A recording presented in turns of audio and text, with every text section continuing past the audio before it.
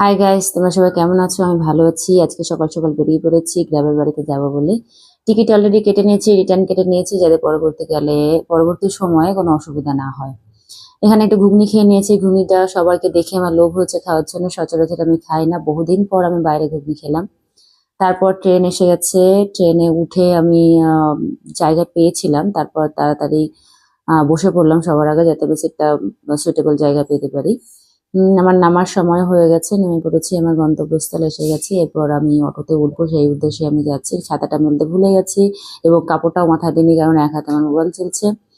অবশেষে আমার গ্রামের রাস্তায় পৌঁছে গেছি। ধীরে ধীরে হাঁটছি, অনেক স্মৃতি মনে পড়ছে। দুষ্টু মিষ্টির সঙ্গে দেখা হয়ে গেল, এরা আমার কাছে যোগা শিখতো, আমি একজন যোগা টিচার। এরা ছোটবেলায়, আরো ছোটবেলায়, মানে 4 বছর আগের কথা বলছি, এরা আমার সঙ্গে চিপতে থাকতে বেশ মজাই পেত। যাই হোক, এইটুকু শেয়ার করলাম। তোমার সবাই ভালো থেকো, সুস্থ থেকো, গরমে সতর্কতা অবলম্বন করো। Tata, bye bye.